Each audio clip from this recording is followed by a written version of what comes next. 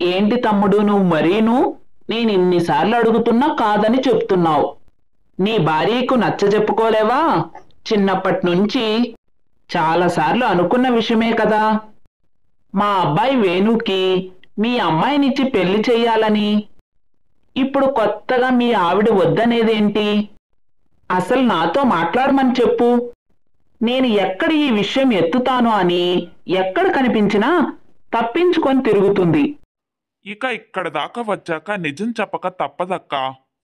తనకిష్టం లేదని వంక పెడుతున్నానే కాని నేను నా కూతుర్నిచ్చి మీ అబ్బాయికి పెళ్లి చేయలేను. ఇది నా సొంత అభిప్రాయం కూడాను. నీ గురించి తెలిసి తెలిసి మీ అబ్బాయికి పెళ్లి చేసి ఎలా పంపిస్తాను చెప్పు? ఇంతలా అడుగుతున్నావు కాబట్టి చెప్పవలసి వస్తుంది. ఇన్ని రోజులు అక్కతో ఇలా ఎలా మాట్లాడతాంలే అని మొహమాట పడ్డాను. నువ్వు చూస్తే ఈ విషయం వదిలిపెట్టేలా లేవు. అక్క, నువ్వు గయ్యాలవని ఊరంతా తెలుసు. సొంత తమ్ముణ్ణి నాకు తెలీదా చెప్పు? నీలాంటి దానికి చూస్తూ చూస్తూ కూతుర్ని ఎవ్వరూ అప్పగించలేరు. ఇంకా నయం, నా దగ్గరికి ఎవరైనా సలహాకు వచ్చినా నేను ఇదే మాట చెప్పవలసి వస్తుంది. అటువంటిది నా కూతుర్నిచ్చి నీ కొడుక్కి పెళ్లి చేస్తానా? ఏదో చిన్నతనంలో అనుకున్నాము. ఏమనుకోకక్క, ఈ మాట చెప్పలేక నా భార్య వంక పెట్టానంతే. అయినా ఎన్నోసార్లు నీకు చెప్పాను, కొంచెం గయ్యాలితనం తగ్గించుకో అక్క అని. విన్నావా? చూస్తే రోజు రోజుడికి నీ చాదస్తం పెరిగిపోతుంది. ఇక ఈ విషయంలో నన్నేమి ఇబ్బంది పెట్టకక్క. ఇక నా వల్ల కాదు. ఇలా చెప్పి సుబ్బమ్మ తమ్ముడు అక్కడి నుండి మెల్లగా జారుకున్నాడు. సుబ్బమ్మకు ఒక్కగాని ఒక్క కొడుకు వేణు. తనకు పెళ్లి చెయ్యాలని సుబ్బమ్మ 3 ఏళ్లుగా ప్రయత్నిస్తుంది. ఎవ్వరూ తన గయ్యాలితనం తెలిసి పిల్లనివ్వడానికి ఇష్టపడ్డం లేదు. చివరకు చిన్నప్పుడు ఎప్పుడో అన్న మాట అడ్డం పెట్టుకొని కొన్ని రోజులుగా తమ్ముణ్ణి సతాయిస్తుంది. వేరే అవకాశం లేక తమ్ముడు ఒప్పుకుంటాడు అనుకునింది. కాని తమ్ముడు కూడా కుదరదని తెగేసి చెప్పడంతో సుబ్బమ్మకి ఏం చెయ్యాలో పాలుపోవడం లేదు. కొడుక మంచిగా ఉద్యోగంలో స్థిరపడి పెళ్లి చేసుకునే వయసు దాటిపోతున్నాడు. అలాగని తన పద్ధతి మార్చుకోవడం లేదు. ఇప్పుడు చూస్తే తమ్ముడి దగ్గర కూడా ఇదే మాట వినవలసి వచ్చింది. చేసేది లేక తర్వాత ఏం చెయ్యాలా అన్న ఆలోచనలో పడింది సుబ్బమ్మ. ఇలా ఉండగా ఒకరోజు సుబ్బమ్మ కూరగాయల కోసం బయటికి వెళుతూ ఉండగా, ఏం సుబ్బమ్మ వదినా, మీ తమ్ముడు కూతురికిచ్చి నీ కొడుకుతో పెళ్లి చేస్తాను అంటివి. చూస్తే అది కూడా కుదిరినట్టు లేదు. మొన్న ఈ మధ్యనే కూతుర్నిచ్చి పెళ్లి చేసేది లేదు అని చెప్పి వెళ్ళిపోయాడని ఊరంతా చెప్పుకుంటున్నారు. నిజమేనా? ఎవరు చెప్పారు నీకా మాట? మా తమ్ముడు చెప్పడం ఏమిటి? నేనే మా తమ్ముడు కూతుర్ని పెళ్లి చేసుకోవడం ఇష్టం లేదని చెప్పవలసి వచ్చింది. ఎందుకంటే ఆ పిల్ల కాస్త పొగరుగా ఉంటుంది, బాగా చదువుకుంటుంది కూడాను. ఇక ఇంట్లో అణిగి మణిగి ఉండి నా మాట ఎలా వింటుంది? అందుకే మా తమ్ముడు బతిమిలాడినా చేసేది లేదని చెప్పేశాను. దాన్ని ఊర్లో ఇలా చెప్పుకుంటున్నారా? అయినా మా అబ్బాయికి ఈడు జోడు మంచి మర్యాద అన్నీ తెలిసిన పిల్లను వెతుకుతున్నాను. మీ బంధువుల్లో ఏదన్నా సంబంధం ఉంటే చెప్పు. అటువంటి పిల్ల దొరికితేనే మా వాడికి పెళ్లి చేస్తాను. అక్కడికే వస్తున్నా. లేకేం, మా ఇంట్లోనే ఉందిగా మా మరిది కూతురు రాధా. నీకు చిన్నప్పటి నుండి తెలిసిన పిల్లే. వాళ్ళ నాన్న చిన్నతనంలోనే చనిపోతే ఆస్తి అంతా తన పేరు మీద రాశాడు. అప్పటి నుండి దానిని కంటికి రెప్పలా మేమే కాపాడుకుంటూ వస్తున్నాము. చదివించాం కూడాను. పిల్ల తెలివైనది. ఇంటి పని వంట పని కూడా బాగా తెలుసు. ఈ మధ్య చదువు కూడా పూర్తయింది. ఇన్ని రోజులు ఈ సంగతి గురించి నీతో మాట్లాడాలని ఎప్పటి నుండో అనుకుంటున్నాను. కానీ మీ తమ్ముడు కూతురు ఉండగా మా దాకా ఎందుకు వస్తారులే అని మాట్లాడకుండా ఊరుకున్నా. పిల్ల పేరు మీద బోల్డంత ఆస్తి కూడా ఉంది. మరి ఏమంటావో నువ్వే చెప్పు వదినా. ఆస్తిదేముందిలే వదినా, పిల్లకి పని పాట వచ్చు అని చెప్తున్నావు, మంచి మర్యాద తెలుసు అంటున్నావు, అంతకంటే ఇంకేం కావాలి? అయినా నీ పెంపకంలో పెరిగిన పిల్ల, నీ సంగతి నాకు తెలీదు. ఆ మధ్య చలాకీగా తిరుగుతూ స్నేహితులతో ఆడుకుంటూ కనిపించేది. కొంతకాలంగా బయట కనపడకపోవడంతో నేను కూడా ఈ సంగతి మర్చిపోయాను. లేదంటే ఎప్పుడో అడిగి ఉండేదాన్ని. సుబ్బమ్మ గంగమ్మ వేణుకు రాధకు పెళ్లి కుదిరించారు. ఇరు కుటుంబాలు పెళ్లికి అంగీకరించడంతో వేణుకు రాధకు పెళ్లి చేశారు. అయితే సుబ్బమ్మ గయ్యాలి అన్న సంగతి గంగమ్మకు కూడా తెలుసు. కానీ మరిది కూతురు మీద ఉన్న ద్వేషంతో తెలిసి కావాలనే ఈ సంబంధం కుదిరించింది. భర్త గంగమ్మకు నచ్చజెప్పాలని ప్రయత్నించాడు. తమ్ముడు చనిపోతే తమ్ముడు కూతుర్ని చేరదీసి కంటికి రెప్పలా పెంచుకున్నాడు. తన ఆస్తిలో రూపాయి కూడా ముట్టుకోకుండా కేవలం తన చదువు కోసమే ఆ డబ్బును వినియోగిస్తూ గారాబంగా చూసుకున్నాడు. ఇదంతా గంగమ్మకి ఏమాత్రం నచ్చలేదు. తల్లి తండ్రి లేదు కనుక ఆస్తి తన సొంతం చేసుకోవాలని తన భర్తతో చాలాసార్లు దెబ్బలాడింది. అందుకు తన భర్త అంగీకరించలేకపోవడంతో రాధపై ద్వేషం పెంచుకుంది. ఇప్పుడు ఆ కారణంగానే డబ్బులు ఎలాగో దక్కదు కనుక ఆ గయ్యాలి చేతిలో పెట్టి రాధ జీవితం ఎలాగైనా నాశనం చేయాలని నిర్ణయించుకొని పెళ్లి చేసింది. ఇక సుబ్బమ్మ సంగతి తెలిసిన విషయమే. పెళ్ళైన మర్నాడే రాధను సాధించడం మొదలుపెట్టింది. ఇదిగో అమ్మాయి, నువ్వు అక్కడ కూర్చొని కబుర్లు చెప్పుకుంటూ ఉంటే ఇంట్లో పన్నెవరు చేస్తారు? మీ ఆయనకి ఎవరు క్యారేజ్ వండి పెడతారు? ఇలా పెళ్ళయిందో లేదో అలా పనులన్నీ అందుకొని కలిసిపోవాలి. అంతేకాని నిన్నే పెళ్ళైనంత మాత్రాన అలా అంటీ ముట్టనట్టు ఉంటావా ఏమిటి? అబ్బాయి కూడా ఆఫీస్కి తయారవ్వాలి, ఆ పని చేసుకొని. నువ్వు వచ్చి వంటింట్లో పని చూడు. నీ పేరున బోల్డంత ఆస్తి ఉందని చెప్పి నీకు గర్వం కాబోలు. నాకు అదంతా లెక్కలేదు. మీ పెద్దమ్మ నీకు మంచి మర్యాద తెలిసి అణిగి మణిగి ఉంటావని చెబితే పెళ్లికి ఒప్పుకున్నాను, అంతేకాని నీ ఆస్తి చూసి కాదు. అలా సుబ్బమ్మ వచ్చి రాగానే రాధను హడలు కొట్టింది. కాసేపు భర్తతో మాట్లాడుకునే సమయం కూడా ఇచ్చేది కాదు. పెళ్ళైన మర్నాడు నుండే రాధకు తనంటే ఏమిటి అని చూపించదలుచుకుంది సుబ్బమ్మ. అయితే అప్పుడు రాధ సుబ్బమ్మ మాట్లాడిన దానికి దేనికి బదులివ్వకుండా ఏమీ ఎరగనట్టు వంటింట్లోకెళ్ళి పనిలో పడింది. సహజంగా రాధ మంచి పనివంతురాలు. తనన్న మాటలకు కొత్త కోడలు హడలిపోయి ఏడుస్తుందనో లేక భర్తకు ఫిర్యాదు చేస్తుందేమో అనుకునింది సుబ్బమ్మ.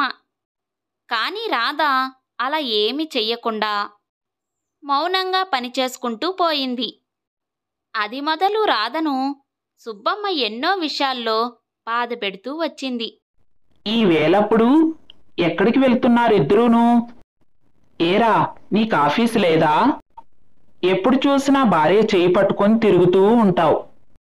నీకు వేరే పని పాట ఏమీ లేదా? నోరు మోయించి ఇంటి పని చేయమని చెప్పకపోయి ఎప్పుడు కబుర్లు చెప్పుకుంటూ కాలక్షేపం చేస్తున్నావు. ఇక ఆ పిల్ల ఏం బాగుపడుతుంది? అమ్మా, ఇవాళ ఆదివారం, ఈరోజు కూడా నన్ను ఆఫీస్కి వెళ్ళిపోమంటావా? అయినా రాధ ఇప్పుడు ఏం పని చేయలేదని ఇంటి పని అంతా చేసే ఉందిగా. ఇప్పుడు ఏం పని చెయ్యాలని గొడవ చేస్తున్నావు? కాసేపు అలా మేమిద్దరం బయటికి వెళ్ళొస్తాం. ఇంకా ఏదైనా పని ఉంటే వచ్చాక చేస్తుందిలే. ఇప్పుడు మమ్మల్ని వెళ్ళని అమ్మా. అమ్మో అమ్మో అమ్మో, ఎంత మారిపోయాడు ఏంట్రా! ఇలా పెళ్ళవగానే అలా మార్పు వచ్చేసింది. తల్లి ఇప్పుడు దయ్యంలా కనిపిస్తుంది కాబోలు. ఎన్ని మాటలు అంటున్నావు? నీకేం తెలుసురా, పనంతా అయిపోయిందంటున్నావు. ఇంకా వంటింట్లో చాలా పనుంది. వచ్చిన తర్వాత చేస్తే సరిపోదు, ఇప్పుడే చెయ్యాలి. ఏం మాయ చేసింది ఈ పిల్ల నిన్ను? నువ్వు నన్నే ఎదిరించేలా మాట్లాడుతున్నావు.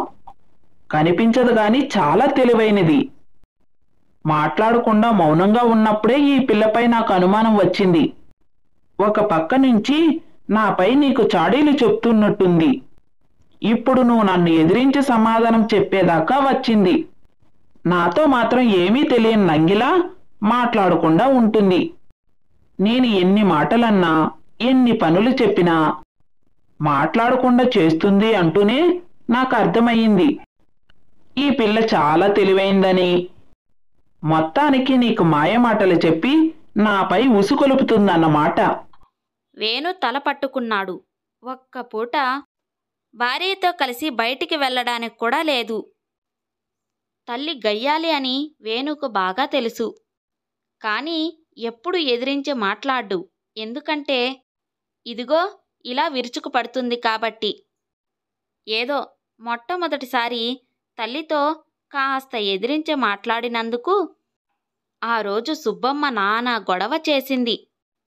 రాధ కూడా అదంతా చూసి ఆశ్చర్యపోయింది. రాధ అత్త ఎన్ని మాటలన్నా భరించుకుంటూ ఇంటి పని చేస్తున్నా కూడా అత్తగారు తనను ఇలా అర్థం చేసుకున్నదా అని బాధ కలిగింది రాధకు. అలా కొన్ని రోజులు గడుస్తూ వచ్చాయి. రాను రాధ ప్రవర్తనకు సుబ్బమ్మ ఏమనాలో తెలియక మౌనంగా ఉండిపోతూ వచ్చింది. రాధను ఎన్ని మాటలన్నా, ఎంత బాధ పెట్టినా రాధకు కోపమే రావడం లేదు. అన్నీ మౌనంగా భరించుకుంటుందే తప్ప అత్తగారిని ఏమీ అనడం లేదు. పోనీ ఇంట్లో ఏమైనా పని చేయకన్నా ఉందా అంటే అత్తగారికి, మామగారికి, తన భర్తకి అన్ని పనులు చకచక్క చేసి పెట్టేసి అన్ని పనులు దగ్గరుండి చూసుకుంటుంది. ఎక్కడి నుండో తన కోసం ఒక మనిషిని తెచ్చుకుంది. రాత్రిపూట ఆరోగ్యంగా ఉండడానికి మంచి మంచి పలహారాలు చేయిస్తుంది. సమయానికి మందులు ఇస్తుంది. ఇలా ఏ పనిలో వెతుకుదామన్నా లోపమే కనిపించడం లేదు. అయినా ఏదో ఒక వంక పెట్టుకొని కోడల్ని ఏదో ఒకటి అనాలన్న ఆశ మాత్రం వదల్లేదు. అలా రాధను ఎన్నో మాటలు అనడం, రాధ ఏమాత్రం స్పందించకుండా తన పని తను చేసుకుంటూ ఉండేది.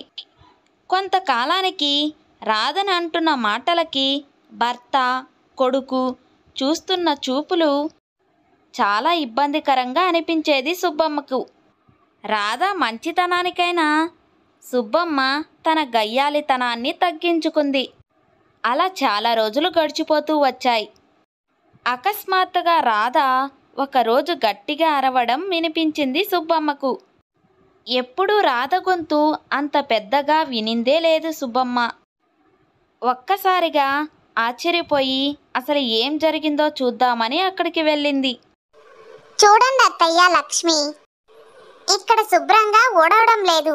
ఇది ఈ రోజుటిది కాదు, ఒక 4 రోజుల నుండి చూస్తున్నాను.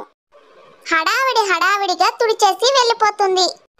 ఈరోజు గట్టిగా చెబుదామని ఇక్కడ నిల్చొని సరిగ్గా గట్టిగా తుడు అని చెబుతూ ఉంటే, నాకు తెలుసులే ఎలా తుడవాలో, మీరు నాకు చెప్పనక్కర్లేదు అని పొగరగా సమాధానం చెబుతుంది. ఇటు చూడు లక్ష్మి, నా గురించి ఏమనుకుంటున్నావో ఏమో. నీకు జీతం ఇచ్చి పనులే పెట్టుకుంటుంది నువ్వు పని శుభ్రంగా చేస్తావని. అంతేకాని నీ ఇష్టానుసారం చేసుకుంటూ వెళ్ళిపోతే ఎప్పటికప్పుడు నీ జీతం నీ చేతికి వస్తుందిలే అని మాత్రం అనుకోకు. నువ్వు పని సక్రంగా చేస్తేనే నీకు డబ్బులు చేతికి వస్తుంది. అది గుర్తు పెట్టుకో. ఈసారి ఇలా నువ్వు నాతో మాట్లాడావో నిన్ను పనిలో నుంచి తీసేయడం నాకు నిమిషంలో పని.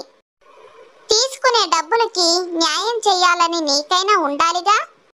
అలా రాధ మాట్లాడుతూ ఉంటే సుబ్బమ్మ ఆశ్చర్యంగా, అబ్బరంగా రాధను చూస్తూ ఉండిపోయింది. రాధ అంత గట్టిగా, అంత ఉందాగా మాట్లాడడం ఎప్పుడూ చూసి ఉండలేదు. దానికి ఎంతో ఆశ్చర్యపోయింది సుబ్బమ్మ. మనసులో ఎన్నో ఆలోచనలు. ఏంటి, రాధకు ఇంత కోపం ఉందా? ఇలా కూడా మాట్లాడడం వచ్చా? మరి ఏ రోజు నన్ను ఎందుకు మాట్లాడలేదు? మరి ఎన్నోసార్లు నేను బాధ పెట్టాను కదా, ఎన్నోసార్లు అవమానించాను కూడా. ఒక్కసారి కూడా నాతో ఇలా మాట్లాడలేదే. నాపై ఉన్న తనకి గౌరవమా, లేదా వేణు నాతో అలా మాట్లాడొద్దని హెచ్చరించాడా? ఏదేమైనా ఈ అమ్మాయి ప్రత్యేకతమే. ఇందులో నాదే తప్పు ఉంది. ఎన్నోసార్లు లక్ష్మి ముందు రాధను అవమానిస్తూ మాట్లాడాను. అందుకే లక్ష్మి కూడా రాధను చులకంగా మాట్లాడింది. ఇంటి పని చేయమని చెప్తే రాధకు ఎదురు సమాధానం చెప్పేదాకా వచ్చింది. ఇది నేను చేసిన తప్పే. తనకు తానుగా నిర్ణయించుకున్నా సరే, లేక వేణు హెచ్చరించినా పర్వాలేదు. ఏదేమైనా సరే రాధ ఓపికకు మెచ్చుకొని తీరవలసిందే. నేను ఇంత బాధ పెడుతున్నా కూడా నన్ను తిరిగి ఒక్క మాట కూడా అనకుండా భరించుకుంటూ తన హద్దులో తను ఉంది. ఖచ్చితంగా రాధను ఈ విషయంలో మెచ్చుకోవలసింది. ఇక నుంచి రాధకు ఎటువంటి ఆపద రాకుండా నేను జాగ్రత్త పడాలి. అలా మనసులో అనుకున్న సుబ్బమ్మ అప్పటి నుండి తన ప్రవర్తన మార్చుకుంది. రాధను ఇబ్బంది పెట్టడం, బాధ పెట్టడం మానేసింది. సూటిపోటి మాటలు అనడం కూడా తగ్గించింది. తన చేతనైన రాధ తనని ఎదిరించకుండా, ఒక్క మాట కూడా అనకుండా తన పని తను చేసుకుంటూ పోవడం సుబ్బమ్మకి బాగా అర్థమయ్యింది. సుబ్బమ్మకు తనపై కోపం రావడం లేదు. రాధ పని చేస్తున్నప్పుడు అందులో లోపాలు వెతకడం లేదు. సుబ్బమ్మ ప్రవర్తనలో మార్పు వచ్చింది. నెమ్మది నెమ్మదిగా సుబ్బమ్మలో వచ్చే మార్పు భర్త, కొడుకు గమనించారు. వేణుకు అది చూసి చాలా సంతోషం అనిపించింది. రాధా, ఎంతో ఆశ్చర్యంగా ఉంది మా అమ్మను చూస్తుంటే. మా అమ్మ ఇంత ప్రశాంతంగా ఉండడం నాకు ఊహొచ్చినప్పటి నుండి చూడనే లేదు. ఊరంతా తన గయ్యాలి అన్న సంగతి బాగా తెలుసు.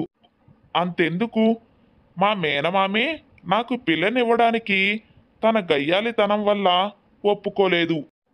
కేవలం మా అమ్మ గయ్యాలితనం వల్లే. ఇక ఊరిలో కూడా ఆ సాహసం చేయలేకపోయారు. అయితే మీ పెద్దమ్మ మాత్రమే ఈ పెళ్లికి ఒప్పుకొని ఆ సాహసం చేసింది. ఆ రోజుల్లో కూడా నాకు ఒకటే దిగులు, నువ్వు మా అమ్మ గయ్యాలితనానికి ఏమైపోతావో అని. నువ్వు ఎన్నో మాటలు భరిస్తూ ఉంటే నేను చాలా బాధపడుతూ ఉండేవాడిని. మా అమ్మకు ఎదురు చెప్పలేక, నీకు నచ్చ చెప్పలేక నాలో నేను సతమతమైపోయేవాడిని. కానీ ఇంత త్వరగా మా అమ్మ మారుతుందని నేను అస్సలు ఊహించలేదు. అసలు నీకు ఇది ఎలా సాధ్యమైంది? నేను ఇందులో ఏమీ చెయ్యలేదండి. కేవలం ఓపిక, సహనంతో ఉన్నాను అంతే. అవే ఆయుధాలుగా ఎంచుకున్నాను. నేను చాలా చిన్నపిల్లగా ఉన్నప్పుడే మా అమ్మ నాన్న చనిపోయారు. అప్పటికి మాకు ఆస్తులు బాగానే ఉండడం వల్ల అవి నాకే చెందుతాయి అని మా నాన్నగారు ప్రకటించడంతో అదంతా నా పేరును వచ్చి చేరింది. అయితే మా పెద్దమ్మ, మా పెదనాన్న నన్ను చేరదీసి పెంచారు. ఒక్కగానొక్క ఆడపిల్లని. మా నాయనమ్మ నన్ను ఎక్కడా వదలడానికి ఇష్టపడలేదు. పెద్దమ్మ కూడా నన్ను ఇంతకాలం భరించుకుంటూ వచ్చింది. అయితే మా పెదనాన్న నా పేరు మీద ఉన్న ఆస్తిని చిల్లి గవ్వ కూడా ముట్టుకోకుండా నా కోసమే వదిలేశాడు. అది మా పెద్దమ్మకి ఏమాత్రం నచ్చలేదు. తను అది భరించలేక నన్ను చాలా బాధలు పెట్టేది, హింసించేది, నానా మాటలు అంటూ ఉండేది. అవన్నీ మొదట్లో తట్టుకోవడం నా వల్ల అయ్యేది కాదు. ఎన్నోసార్లు సమాధానం చెప్పడానికి ప్రయత్నించాను. నా తప్పేంటో తెలియక నాలో నేనే ఇబ్బంది పడుతూ ఉండేదాన్ని. ఎదురు మాట్లాడితే పెద్దమ్మ నాకు శిక్ష వేసేది. పెదనాన్న నచ్చ చెప్పాలని చూసినా పెద్దమ్మ వినేది కాదు. అలా చాలా రోజులు బాధపడిన తర్వాత ఒకరోజు అక్కడి నుండి ఎవరికీ చెప్పకుండా వెళ్ళిపోవాలని అనుకున్నాను. అదే రోజు మా నాయనమ్మ నన్ను చూసి ఆపింది. ఆ రోజు మా నాయనమ్మ చెప్పిన మాటలు నన్ను, నా జీవితాన్ని మార్చేశాయి. చూడమ్మా రాధా, నువ్వు మీ పెద్దమ్మ పెట్టే బాధలను భరించలేకపోతున్నావని, దాని గురించి నువ్వు బాధపడుతున్నావని నాకు తెలుసు. ఈ విషయం ఎన్నోసార్లు నీకు నచ్చ చెప్పాను కూడా. ఇప్పుడు నువ్వు ఇక్కడ ఎవరికీ చెప్పకుండా వెళ్ళిపోవాలి అని అనుకునేదాకా వచ్చావు. అందుకే ఒక సంగతి నీకు ఖచ్చితంగా చెప్పదలుచుకున్నాను. ఇక్కడ మీ పెద్దమ్మ, ఈ ప్రపంచంలో ఇలాంటి వాళ్ళు చాలా మందే ఉంటారు.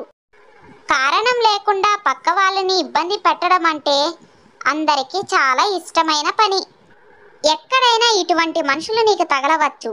అలా అని ఎంతమంది దగ్గర నువ్వు పారిపోతావు? ఇటువంటి వారికి నీ సమాధానం నీ ధైర్యమే. ఇలా నువ్వు భయపడి బాధపడి పారిపోయావంటే నువ్వు వాళ్ళని గెలిపించినట్టే. నువ్వు మీ పెద్దమ్మ అన్న మాటలకి బాధపడి ఏడవడం వల్ల తన మనసులో తను గెలిచాను అన్న రాక్షస ఆనందం పొందుతుంది. అదే ఆ మాటలేమీ పట్టించుకోకుండా నిన్ను నువ్వు సమాధానపరుచుకుంటే అప్పుడే మీ పెద్దమ్మ నోటికి కారం పడుతుంది. గుర్తుపెట్టుకో, వాళ్ళేదో అన్నారని నువ్వు ఓడిపోయి వాళ్ళ ఆశయాన్ని నిలబెడుతున్నావు. నువ్వు ఓడిపోతున్నావు. ఇక్కడ మీ పెద్దమ్మ, ఇంకొక చోట ఇంకొకరు. ఎప్పుడైనా నీ సహనంతోనూ నీ మౌనంతోనే గెలవగలుగుతావు. అంతేకాని నువ్వు ఇలా దిగాలు పడితే ఓడిపోతావు. ఇది కానీ నువ్వు అలవాటు చేసుకుంటే నువ్వు ఎక్కడికి పారిపోన అవసరం లేదు. నేను చెప్పినట్టుగా చెయ్యి, ఇక నీకు బాధ అనేదే ఉండదు. ఆ రోజు మా నాయనమ్మ చెప్పిన మాటలు నా మనసును తాకాయి. నాయనమ్మ చెప్పిన దాంట్లో నిజముంది. అవును, నేనెందుకు భయపడాలి అనిపించింది. అప్పటి నుండి నా జీవితంలో ఒక బంధాన్ని అలవాటు చేసుకున్నాను. ఎవరైనా నన్ను ప్రత్యేకించి హింసించి బాధ పెడుతున్నారు అంటే వారు నా బాధని ఓటమిని కోరుకుంటున్నారు. అటువంటి వారికి నేను ఓడిపోయి వాళ్ళకి సంతోషం పెట్టడం కంటే నేను మౌనంగా ఉండి భరిస్తూ ఆనందపడుతున్నానని తెలుసుకున్నాను. ఆ రోజటి నుండి మా పెద్దమ్మ మాటలు నన్ను ప్రభావితం చేయలేకపోయాయి. రాను రాను నన్ను నేను ఆ విధంగా మార్చుకోగలిగాను. ఆ విషయం గ్రహించిన పెద్దమ్మ నెమ్మదిగా నన్ను అనడం కూడా తగ్గించేసింది. ఇక చివరిగా నన్ను ఏదో విధంగా ఏడిపించాలనే ఉద్దేశంతో తెలిసి ఈ సంబంధం మాట్లాడింది. లేకపోతే మీ అమ్మగారు గయ్యాలి అన్న సంగతి ఊర్లో అందరికీ తెలుసు కదా. మా పెద్దమ్మ కావాలని ఈ సంబంధం కుదిరించింది. అయితే అప్పుడు కూడా నేను భయపడలేదు.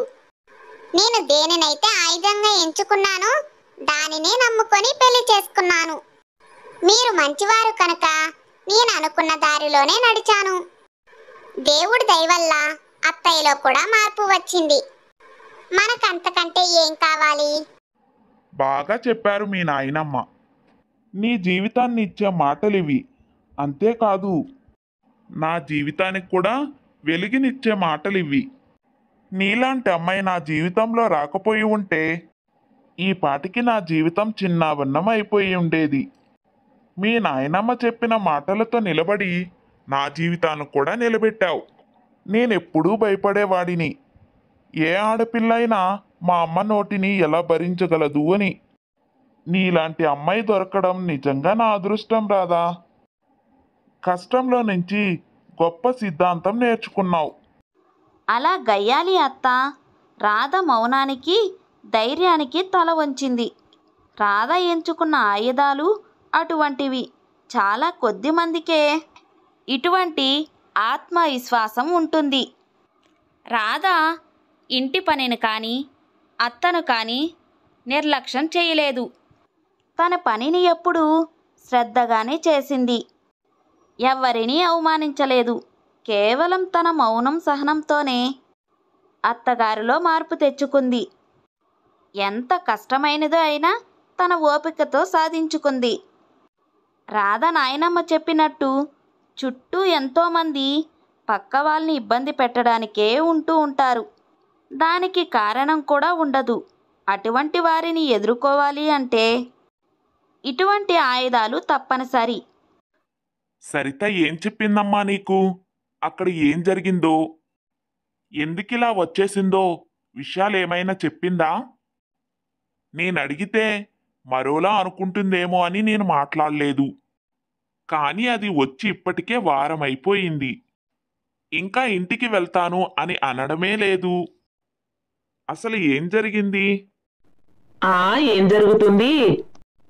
తెలిసిందేగా, మీ బావ దానిని నానా హింసలు పెట్టి ఏడిపించి ఇంటికి తిరిగి వచ్చేసేలా చేశాడు. ఇంకా నీకేం చెప్పుకుంటుంది పాపం? దాని వాలకం చూస్తూనే నాకు అర్థమైపోతుంది. నేను కూడా గుచ్చి గుచ్చి అడిగి దాన్ని బాధ పెడితే ఏడ్చుకుంటూ కూర్చుంటుందని అని అడగలేదు. కానీ తూచాగా నాకు కొన్ని మాటలు చెప్పింది. అది చెప్పడం బట్టి అక్కడ ఏదో గొడవ జరిగిందని నాకు అర్థమయ్యింది.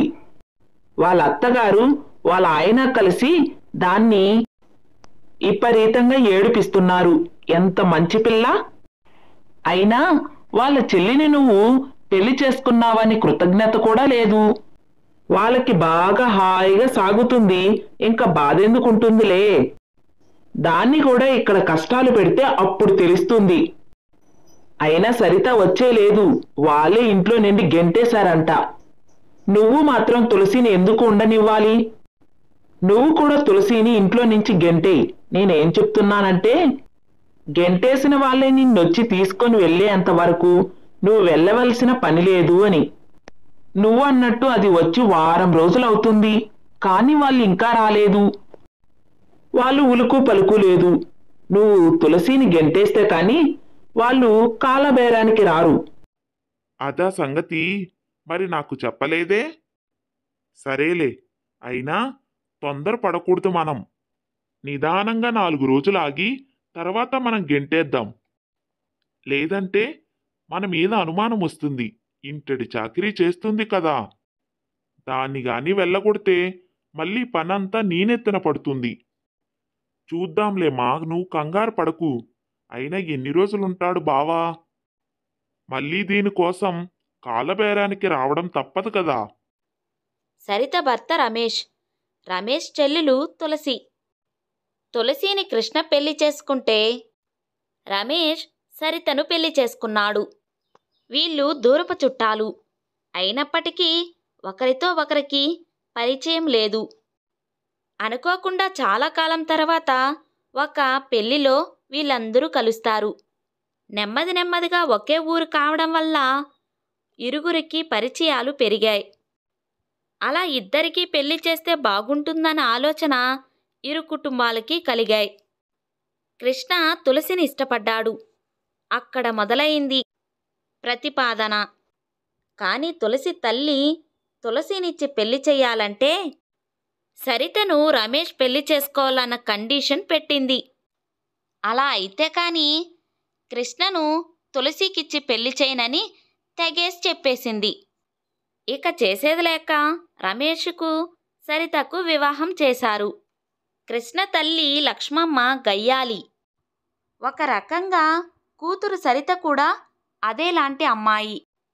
చూశారుగా ఇప్పుడు వాళ్ళిద్దరూ ఏం మాట్లాడుకున్నారో. లక్ష్మమ్మ చెప్పిన దానికి సరేనన్న కృష్ణ మనసులో మాత్రం ఏ ముహూర్తాన తులసిని పెళ్లి చేసుకున్నానో ఏమో. ఎప్పుడు తులసికి ఇంట్లో కష్టాలే. ఇంతకాలం ఉన్నవి సరిపోవన్నట్టు సరిత ఇంటికి వచ్చి మరొక రాయి నా నెత్తిన వేసింది. తులసిని పంపించను అని అమ్మకు చెప్తే అమ్మ కోప్పడుతుంది. అలా అని తులసిని అన్యాయం చేయలేను. సరితకు అణిగి మణిగి ఉండడం చేత కాదు. ఆ సంగతి తెలిసినా అమ్మ వెనకేసుకొని వస్తూనే ఉంటుంది. ఈ తగువ ఆ భగవంతుడే తీర్చాలి. ఇదిగో అదుగో అని చెప్పి తులసిని మాత్రం ఎక్కడికి పంపించేది లేదు. పాపం ఇప్పటికే ఇంటిడి చాకిరీ చేసి నానా కష్టాలు పడుతుంది. ఇంకా తనకు అన్యాయం చేసి తనని బాధ పెట్టలేను. ఎలాగో అలాగా అమ్మను మాయ చేయడం తప్ప మరి ఏమీ చెయ్యలేను. అది సంగతి. కృష్ణ మాత్రం చాలా మంచివాడు. తులసిని మనస్ఫూర్తిగా ప్రేమించాడు. అందుకే తల్లికి ఒకలా చెప్పినా తులసిని మాత్రం ఎప్పుడు బాధ పెట్టలేదు, అలా చిన్నచూపు చూడలేదు. తల్లికి ఎదురు చెప్పడు, అంతే. ఇక సరిత విషయానికి వస్తే, అదేంటత్తయ్య మీరు మీరు ఊరెళ్తానంటున్నారేంటి? మా అమ్మను చూసి నేను నెల రోజులవుతుంది. ఇన్ని రోజులు మా అమ్మను చూడకుండా నేను ఉండలేను. ఖచ్చితంగా మా ఊరు వెళ్ళి 4 రోజులు అమ్మ దగ్గర ఉండి రావలసిందే. లేకపోతే నాకు దోచదు. మా అమ్మ కూడా నన్ను చూడకుండా ఉండలేదు. తులసికి మీకు అంత అనుబంధం లేకపోవచ్చు. తులసి ఎప్పుడు ఇక్కడికి రాదు. అంత మాత్రాన నన్ను కూడా అక్కడికి పంపించకుండా ఉంటారా? నేను మాత్రం మా ఇంటికి వెళ్ళి తీరవలసిందే. మా ఇంట్లో నేను ఎంత సంతోషంగా ఉండేదాన్నో మీకు తెలుసా? మా అమ్మ నన్ను కాలు కింద పెట్టకుండా ప్రేమగా చూసుకునేది. ఇక్కడికి వచ్చిన తర్వాత ఇంటిటి చాకరీ నేనే చేస్తున్నాను. మధ్యలో 4 రోజులు విశ్రాంతి కూడా ఉండదా నాకు? నేను మా ఇంటికి వెళ్ళి వస్తాను. మీరు ఏం చేసినా సరే. అదేంటి తల్లి అలా అంటావ్? నిన్ను మేమిక్కడ ఎంత బాగా చూసుకుంటున్నాం. ఇంత చేస్తే నువ్వు చెప్పే మాటలు ఇవా? ఏరి కోరి పెళ్లి చేసుకున్నందుకు నువ్వు ఇలాంటి మాటలే మాట్లాడుతావులే. ఏం చేస్తాం, ఇంటిడి చాకరీ నువ్వు చేస్తున్నావా? ఏమే, ఎవరికైనా చెప్తే నవ్విపోతారు. ఇల్లు తుడవడానికి, గిన్నెలు తోమడానికి, బట్టలు ఉతకడానికి పని మనిషి ఉంది. ఇంట్లో వంట చేసేది నేను. ఇక ఇంటి చాకరీ అంతా నువ్వు చేయడానికి ఏం పని ఉందో నాకు తెలియడం లేదు. ఎప్పుడు చూసినా స్నేహితులు సరదాలు అంటూ బయట తిరుగుతూనే ఉంటావు. ఒక్కో రోజు అబ్బాయి ఇంటికి వచ్చే సమయానికి కూడా నువ్వు ఇంట్లో ఉండవు. వాడి సంగతి నేనే చూసుకుంటున్నాను. అయినా ఇంటి చాకరీ అంతా నువ్వే చేస్తున్నావని చెప్తుంటే ఇంతకంటే హాస్యం ఇంకెక్కడా లేదమ్మా. ఇంతే అత్తయ్య. ఈ ఇంట్లో నాకేం కావాలంటే అది ఎప్పుడు జరగదు. అందుకే ఈ ఇంట్లో నుంచి ఎప్పుడు పోదామా అనుకుంటున్నాను. ఎప్పుడు నేను ఏమడిగినా మీరు ఏదో ఒకటి ఈ వంక చెప్తూనే ఉంటారు. అసలు మీరు నన్ను ఏదో ఒకటి అనడమేనా మీ పని? నన్ను ఎక్కడికి కదలనీయకుండా ఇంట్లోనే కట్టిపడేయాలని అనుకుంటున్నారు. నాకు బాగా అర్థమవుతుంది. రమేష్ కూడా అంతే. నాతో ఎప్పుడూ మాట్లాడు. అన్ని విషయాలు మీకే చెప్తాడు. మా అన్నయ్య తులసిని ఇష్టపడ్డాడు కానీ లేకపోతేనా? రమేష్ది మంచి ఉద్యోగం అని చెప్పి మా అమ్మ పట్టుపట్టి మరీ నాకు పెళ్లి చేసింది. మా అమ్మకేం తెలుసు నేను ఈ ఇంట్లో పడే కష్టాలు? మంచి ఉద్యోగమో కాదో పక్కన పెడితే రమేష్ నాతో మాట్లాడు. ఎప్పుడు చూసినా ఆఫీసు వర్క్ అంటూ పొద్దున్న ఎలిపి రాత్రికి ఎప్పుడుకో వస్తాడు. ఇక నేను ఒక్కదాన్ని ఏం చెయ్యాలి? ఎన్నాళ్ళ నుంచి ఈ బాధ భరిస్తున్నానో. మా ఇంటికి రమ్మంటే ఒక్కసారి కూడా రాడు. మా అమ్మ నాన్న ఇంటికి వస్తే ఏదో చుట్టం చూపుగా పలకరిస్తాడే తప్ప మర్యాదగా వాళ్ళకి సేవలు చేయడు. నా స్నేహితులందరికీ ఎంత మంచి భర్తలు దొరికారో, నాకే ఇలాంటి వాడు వచ్చాడు. అయినా నేను ఊరికే వెళ్తానని చెప్తున్నాను చెప్పు. మా మేనమామ భార్య చనిపోయింది. ఇటువంటి సమయంలో వాళ్ళ దగ్గరికి వెళ్ళి మాట సాయమన్నా చెయ్యొద్దు. ఇంట్లో మంచి కార్యక్రమానికైనా వెళ్ళకపోయినా పర్వాలేదు, కానీ ఎప్పుడైనా ఇలా అశుభం కలిగినప్పుడు మనం వెళ్ళి ధైర్యం చెప్పడం ఎంతో ముఖ్యం. నేను ఊరి నుండి వచ్చాక నువ్వు వెళ్దువు, కానీ ఈ 4 రోజులు అబ్బాయిని చూసుకోవడానికి ఎవరో ఒకరు ఉండాలి కదా. ఇది నేను తప్పకుండా వెళ్ళవలసిన సమయం. అర్థం చేసుకో అమ్మా. ఇలా సరిత చీటికీ మాటికి భర్తతోనూ అత్తతోనూ గొడవ పడుతూనే ఉంటుంది. దీనికి అంతనేదే లేదు. ఎన్ని సమకూర్చినా అందులో ఏదో ఒకటి లేదని గొడవ పడుతూనే ఉంటుంది. అటువంటి గొడవే పెట్టుకొని ఇంటికి వెళ్ళి వారం రోజులు కూర్చుంది. అక్కడికి వెళ్ళనని, అక్కడ నరకమని చెప్పుకుంటూ వచ్చింది తల్లికి. ఇక తల్లి ఊరుకుంటుందా? అటు చేసి ఇటు చేసి మొత్తం సమస్య అంతా తులసిపై పడింది. తులసి మాత్రం అత్త ఎన్ని కష్టాలు పెట్టినా ఇంటెడు చాకిరీ చేసి సమయానికి కావలసినవన్నీ సమకూరుస్తూ ఉంటుంది. పుట్టింటి మాట ఎత్తదు, అత్తగారికి ఎదురు చెప్పదు. అయినా అత్తగారికి ఈమంటే అభిమానం కలగడమే లేదు. అదేమి విచిత్రమో కొంతమంది వ్యక్తులపై అభిప్రాయాలు ఆలోచనలు ముందే పెట్టుకుంటారు. అవతల వ్యక్తి ఎలా ఉన్నారు అని గమనించకుండా వాళ్ళని ఒక్క దృష్టితోనే చూస్తూ బాధలు పెడుతూ ఉంటారు. ఏమే అమ్మాయి, ఏమిటి సంగతి? నువ్వు వచ్చి 10 రోజులవుతుంది. నువ్వు రాగానే అల్లుడు గారు పరిగెత్తుకుంటూ వస్తారని అనుకున్నాం, ఇంకా రానే లేదు. మరి ఇప్పుడు ఏం చేద్దామే? మనమే వెళ్ళి మాట్లాడదామా ఒక్కసారి? సమస్య లేదు, మనమెళ్ళి అడగడం ఏంటమ్మా? ఆయనే వచ్చి నన్ను బతిమలాడి ఇంటికి తీసుకొని వెళ్ళాలి. ఇక కొన్ని రోజులు ఎదురు చూస్తే తప్పకుండా వస్తాడు. రాకుండా ఇంకేం చేస్తాడు? వాళ్ళ చెల్లి ఇక్కడే ఉంది కదా, నాకదే ధైర్యం. తులసిని కూడా వాళ్ళ ఇంటికి పంపించేస్తే మరునాడే అత్తగారు మా ఆయన పరిగెత్తుకుంటూ వస్తారు. అయినా మన ఇంట్లో ఉండాలి. నేనొచ్చి ఇంతకాలం అయింది కదా, నీకు జరిగిందంతా చెప్పాను కదా. తులసిని ఇన్ని రోజులు ఎందుకు ఉంచుకున్నట్టు?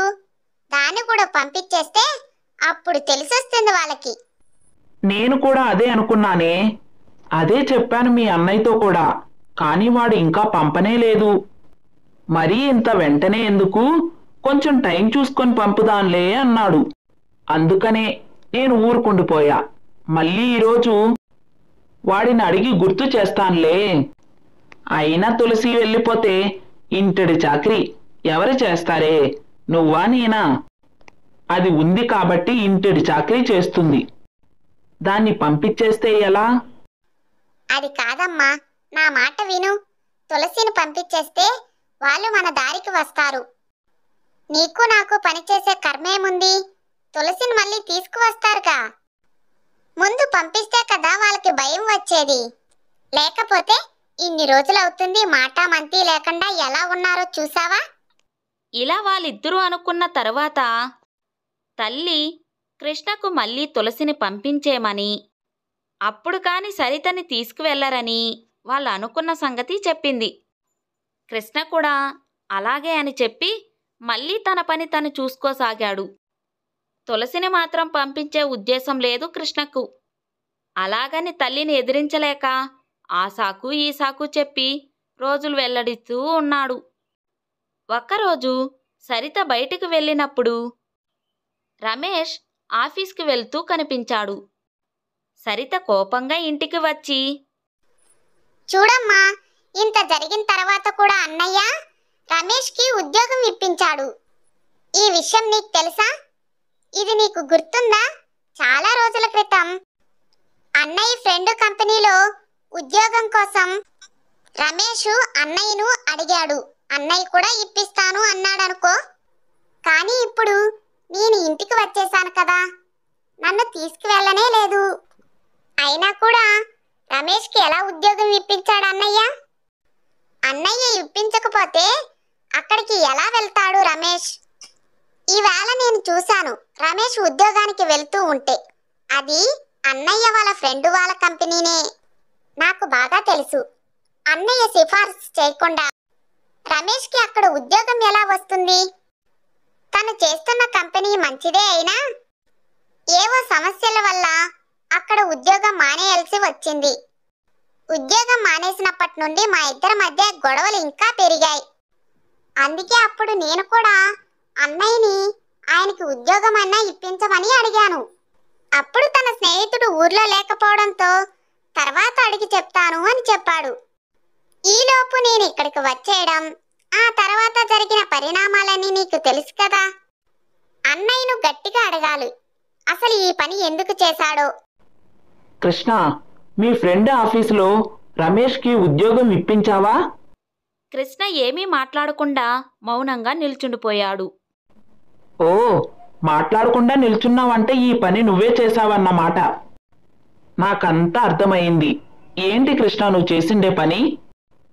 ఇప్పటి వరకు మీ చెల్లిని మీ బావ తీసుకువెళ్లడమే లేదు. అదీ కాక తన చెల్లెల్ని పంపించేయమంటే సాకులు చెప్తూ ఉన్నావు. ఇప్పుడు చూస్తే తను కోరుకున్నట్టు ఉద్యోగం కూడా ఇప్పించావు. అంటే నువ్వు చేసేదానికి అర్థం ఏమిటి? నీ భార్య అన్నయ్యగా చూస్తున్నావా లేకపోతే మీ చెల్లెల భర్తగా చూస్తున్నావా? చెల్లెల భర్తగా ఆలోచించి ఉంటే చెల్లెలకు అన్యాయం జరిగినందుకు తనకి నువ్వు ఉద్యోగం ఇప్పించకూడదు. నువ్వు తనతో మాట్లాడి చెల్లిని తన ఇంటికి తీసుకువెళ్ళేలా చెయ్యాలి. అంతేకాని తనకు కావలసినవన్నీ ఇస్తూ ఉంటే ఇక నీ చెల్లెల్ని ఎప్పటికి తీసుకువెళ్తారు? అయినా దీని గురించి నాకు ఒక్క మాట కూడా చెప్పలేదు. సరితకు కూడా తెలీదు. ఇప్పుడు తన ఆఫీస్కి వెళ్తుంటే ఈరోజు చూసింది. ఏం చెప్పమంటారమ్మా? మీరు చేసే పనులకు అర్థం పర్థం ఉండదు. ఇవాళ నువ్వు అంత గట్టిగా అడగడం బట్టి నేను సమాధానం చెప్పవలసి వస్తుంది. నిన్ను ఎదిరించి మాట్లాడాలని నేను ఎప్పుడూ అనుకోనే లేదు. అది ఇష్టం లేకే ఇంతకాలం నేను మౌనంగా ఉండిపోయాను. అసలు సరిత అప్పుడు ఏం గొడవ పెట్టుకొని వచ్చిందో తెలుసా నీకు? నా ఫ్రెండ్ ఆఫీసులో ఉద్యోగం కావాలి అంటే రమేష్ ఇల్లరికం రావాలి అని అడిగిందట. రమేష్కి తండ్రి లేదు, తల్లి ఒక్కతే ఉంది. రమేష్ ఇంటి బాధ్యతలను తల్లిని చూసుకోవాలి కదా. అది కాదని చెప్పి తను ఇల్లరికం వచ్చి కూర్చుంటే తల్లినెవరు చూస్తారు? ఆమెను అక్కడే వదిలి తను మాత్రం ఇల్లరికం వచ్చి ఇక్కడే ఉండాలట. అలా అయితేనే ఉద్యోగం ఇప్పిస్తాడు అని చెప్పిందట. అది సరిత తప్పే కదా. నీకు ఈ సంగతి తెలుసో తెలీదో నాకు తెలీదమ్మా. తెలిసినా సమర్థిస్తావు. అసలు అది ఇలా తయారవడానికి కారణం నువ్వే అమ్మా. రమేష్ను కలిసి విషయం అంతా అడిగాను. జరిగిందంతా తెలుసుకున్న తర్వాత తను తప్పు లేదని తెలుసుకొని తనకి ఉద్యోగం ఇప్పించాను. మరొక ముఖ్యమైన విషయం చెప్తా. నిజమే, తులసి అన్నగానే రమేష్ను చూశాను. ఎందుకంటే తులసి మన కోసం, ఇంటి కోసం ఇంటెడు చాకిరీ చేస్తుంది. మీరు ఎన్ని కష్టాలు పెట్టినా అవన్నీ భరించి ఇంటి బాధ్యతను మోస్తుంది. తను ఒక్కరోజు కూడా నాతో నీ గురించి నాకు చాడీలు చెప్పలేదు. నేను గ్రహించానే తప్ప తన ఎప్పుడూ నీ గురించి చెడుగా చెప్పలేదు. ఒక్కసారైనా తను మిమ్మల్ని బాధ పెట్టిందా? కానీ అక్కడ సరిత అత్తగారిని నానా మాటలు అంటుంది. అయినా కూడా వాళ్ళు నాతో ఏ చాడీలు చెప్పలేదు. జరిగింది మాత్రమే చెప్పారు. చిన్నపిల్ల కదా, త్వరలో అన్నీ సర్దుకుంటుందిలే అని నాకే సర్ది చెప్పారు. కోపం తెచ్చుకోవద్దని, దానిని ఏమీ అనవద్దని కూడా చెప్పారు. ఇదంతా తెలుసా మీకు? తులసి ఎన్ని కష్టాలు పడినా నాతో ఒక్క మాట కూడా చెప్పకుండా మౌనంగా భరించుకుంటూ ఈ ఇంట్లో బ్రతుకుతుంది. అటువంటిది తులసి నన్ను ఒకే ఒక్క సాయం అడిగింది. వాళ్ళ అన్నయ్యకి ఉద్యోగం ఇప్పించమని. వాళ్ళ కంపెనీలో ఏదో సమస్య ఉందని రమేష్ బయటికి వచ్చాడు. అందుకని సరిత చులకన చేసి మాట్లాడి ప్రతిరోజు బాధ పెట్టేలా మాట్లాడేదట. ఇవన్నీ కూడా రమేష్ నాకు చెప్పలేదు. వాళ్ళ అమ్మగారు బాధతో నాకు చెప్పుకున్నారు. తులసి ఈ ఒక్క సాయం అడిగినప్పుడు తను ఎంతో కష్టపడి నా కుటుంబాన్ని చూసుకుంటుంటే ఆ ఒక్కటి కూడా నేను చేయలేకపోతే ఇక నేనెందుకు? మిమ్మల్ని ఎదిరించి తనని ఎలాగో కష్టాల నుంచి బయటికి తీసుకురాలేను. తాను అడిగిన సాయమన్న చేసి తనని తృప్తిపరచాలి కదా. అందుకే రమేష్కి ఉద్యోగం ఇప్పించాను. తప్పంతా సరితదే కాబట్టి ఇక రమేష్ని ఏమీ అనలేను. సరితనే తప్పంతా తెలుసుకొని వాళ్ళ ఇంటికి వెళ్ళాలి. కానీ సరిత ఏం ఆలోచిస్తుంది? రమేష్ వచ్చి తన కాలు మీద పడాలని. అది ఎలా జరుగుతుంది? ఒకవేళ అది నాకు ఎదురైతే నువ్వు అలాగే చెప్తావా? అదే తులసి కూడా ఇలాంటి పనే చేస్తే నువ్వు నాకు అదే మాట చెప్తావా? చెప్పవు కదా. ఇప్పటికైనా సరితకి నచ్చ చెప్పి ఇంటికి వెళ్ళి బుద్ధిగా ఉండమని చెప్పు. రమేష్ను ఇబ్బంది పెట్టకుండా తనకు అనుకూలంగా ఉండమని చెప్పు. నిజంగా ఈ విషయాలన్నీ నీకు అర్థమై ఉంటే ఇకపై తులసిని కూడా బాధ పెట్టకుండా ప్రేమగా చూసుకో. ఆమె ఏం చేసిందని అన్ని మాటలు అంటున్నావు? గొడ్డు చాకిరీ చేస్తుంది, అయినా నీకు సరిపోవడం లేదు. అబ్బో, చాలా విషయాలు చెప్తున్నావన్నయ్యా. నేనసలు ఊహించలేదు నువ్వు ఇలా మాట్లాడతావని. బాగా తెలిసి వచ్చిందిలే. అయితే నువ్వు తులసికి సపోర్ట్ చేస్తున్నావన్నమాట. సొంత చెల్లెల గురించి కూడా నీకు అవసరం లేదు, నాదే తప్పంటున్నావు. నేనన్న దాంట్లో తప్పేముంది? రమేష్ ఇల్లరికం వస్తే మన ఇంట్లో అందరితో కలిసి ఉండొచ్చు అనుకున్నాను. లేకపోతే మన వాళ్ళకి ఎవ్వరికి గౌరవం ఇవ్వడు. అందుకే మనతో పాటు ఉంటేనైనా అన్నీ తెలిసొస్తాయి అనుకున్నాను. అంతేకాని అదేదో పెద్ద నేరంలా చెప్తున్నావు. సరిత, రమేష్ నాకు విలువ ఇవ్వాలి అంటే నువ్వు అక్కడ పద్ధతిగా నడుచుకునేదాన్ని బట్టి ఉంటుంది. అంతేకాని నువ్వు అక్కడ వాళ్ళని కష్టపెట్టి నీ ఇష్టానుసారం నడుచుకొని నాకు విలువ ఇవ్వాలి అనుకుంటే రాదు. తులసి ఇక్కడ పద్ధతిగా ఉంది కాబట్టే రమేష్కి నాకు ఉద్యోగం ఇప్పించాలి అని అనిపించింది. తులసి ఇంత బాధ్యతగా ఉంటుంది కాబట్టే నాకు కూడా వాళ్ళపై మంచి గౌరవం ఏర్పడింది. నువ్వు కూడా అలా గౌరవం కాపాడుకోవాలే తప్ప అలా బలవంతంగా బెదిరించి ఏమీ చేయలేవు. పుట్టింట్లో గౌరవం మెట్టినింట్లోనూ మెలగడం బట్టే ఉంటుంది. నువ్వు తనను వాళ్ళ అమ్మగారిని కూడా కష్టపెట్టావు. అప్పటికీ వాళ్ళు ఎంతగానో భరించుకుంటూ ఉన్నారు. నువ్వు అనుకుంటున్నావు కానీ రమేష్ నీ ప్రవర్తనకి విసిగిపోయాడు. తులసే రమేష్కి నచ్చచెప్పి తొందర పడద్దని, నిదానంగా సరిత మారి బాగా నడుచుకుంటుందని చెప్పుకుంటూ వచ్చింది. నువ్వు తనని ఆడపడుచులా భావిస్తున్నావు కానీ ఒక విషయం నువ్వు మర్చిపోయావు, తను కూడా నీ ఆడపడుచే. ఇప్పుడు ఒక విషయం చెప్తున్నా విను. నువ్వు కూడా తులసిలా మారి పుట్టింటి గౌరవం నిలబెట్టు. అవతల వ్యక్తికి నీ కోసం ఏమైనా చెయ్యాలి అని అనిపించాలి. అప్పుడే నువ్వు విజయం సాధించినట్టు. అంతేకాని బెదిరించి బాధపెట్టి ఏమీ సాధించలేవు. అప్పటికీ నువ్వు 1-2 సార్లు గెలిచినా అది ఎంతో కాలం నిలవదు. నీకు ఏదైనా కష్టం అనిపిస్తే రమేష్కి చెప్పి కొన్ని విధానాలు మార్చుకోవాలి. నిదానంగా చెప్పుకొని ఒప్పించుకోవాలి. అంతేకాని ఇలా నువ్వు ప్రవర్తించకూడదు. సరితకు నిజమే అనిపించింది. అవును, తను కూడా నాకు ఆడపడిచే కదా. కానీ తను ఏ రోజు నన్ను అలా చూడలేదే. నన్నెంతో ప్రేమగా అభిమానంగా చూసుకుంది. మరి నేను మాత్రం ఎందుకు అలా కష్టపెట్టాలి అనుకున్నాను. నా గురించి మంచిగా చెప్తే నేనేమో ఇంట్లో నుంచి తులసిని పంపించామని చెప్తున్నాను. నేను తప్పుగా ఆలోచించాను. అలా మనసులో ఆలోచించుకొని సరిత తను మెట్టినింటికి వెళ్ళడానికి సిద్ధమయ్యింది. ఇకపై సరిత అక్కడ మంచిగా మెలిగి పుట్టింటి గౌరవాన్ని కాపాడుతుంది అనుకున్నాం.